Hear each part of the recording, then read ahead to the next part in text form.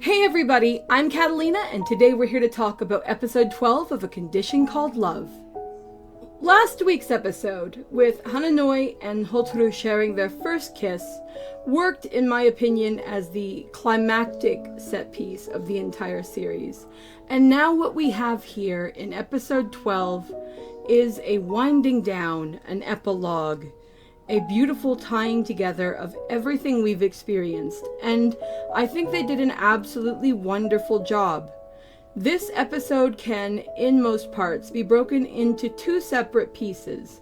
One where we look at an important aspect of Hananoi's past, and the other where we see where Hananoi and Hotaru are going in their present and toward their future. Let's talk about Hananoi's past first, because I think that this sequence is incredibly important, to the point where I'm almost tempted at some point to go back and to rewatch this whole series, having the knowledge that I have now, and to see just how much it impacts my perceptions of everything that happened in the episodes that led up to it.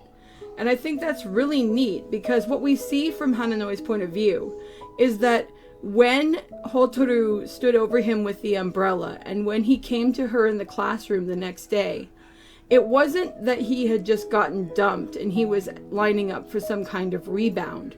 We now have concrete proof that Hananoi has had feelings for Hotaru for years. Emphasis, years. Now, you can argue that these were the feelings of a kid, so they don't really count. But the thing is, do feelings count because of when or why we have them? Or do they count because we felt them? And that's a good question. I think there is definitely an aspect of perspective involved. But if you feel something, then you felt it. And if you felt something, then, at least in the sense that you felt it, it is real.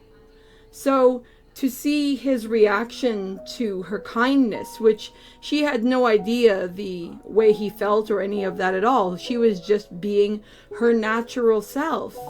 We actually see how he reacts to that. And now every single overemphasized and over-romanticized thing that he's done over the past 12 episodes suddenly makes sense. And that aspect of his character isn't going to just instantly go away, although it's been more tampered down and more brought down to reality, not because there's anything inherently wrong with feeling passionately romantic, but rather because since Hananoi isn't interested in the idea of being in love for the sake of love itself, but rather has genuinely had feelings for Hotaru for so long, he cares about what she actually thinks and feels, and her preferences and desires actually affect his behavior. That is why we've seen the level of changes in him that we have seen. And I think that's really important to recognize, because we even see an aspect of this in the latter half of the episode, and we see how his feelings and her concern for how he feels has affected her too, and I thought that was really cool. With regard to the second half of the episode, I think what happened there was really neat as well. The idea that he takes her into an actual hightail jewelry store and has her trying on rings had me laughing so hard. It's like, okay, buddy, I understand that you are excited. I understand this is really cool and everything. But I was thinking, whoa, you are a little bit too far ahead of yourself there, sir. And I mean, it was interesting because it didn't end up being wedding bands. It was some kind of matching rings for couples or something. But I mean, she still ultimately felt that it was too much. First off, probably because she just felt that it was too much and too much pressure and too far ahead of where they actually were, especially given that she's so new to all of this, and that while he might be moving at the speed of light, especially given what we know about his feelings now, she's still cautiously making her way through a maze and hoping that she can get to the other side and find the cheese. Also, of course, there is the reality that these rings were very, very expensive, and she reacts to that. And I mean, I figure that it's very likely that Hotaru's family has less money than Hananoi's family does, and while he does offer to buy it for her as a present, and that is his intent, I can still imagine that might make her feel very uncomfortable. And that isn't something that she would want to attach to the relationship if she doesn't feel ready for it. I respect her honesty in that. I also, though, think it's super cute that we see her turn around, and as they're looking at other things, she finds, I'd assume more like a flea market stand or something more casual, where she finds more simple and affordable rings, and it's not the symbolism of their connection that she is opposed to.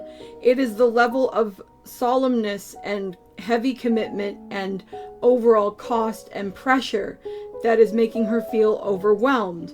I love the fact that they actually do end up getting a pair of rings, and that they are modeling them and admiring them together and everything, and that they both actually kind of compromise in their own way toward this middle ground solution.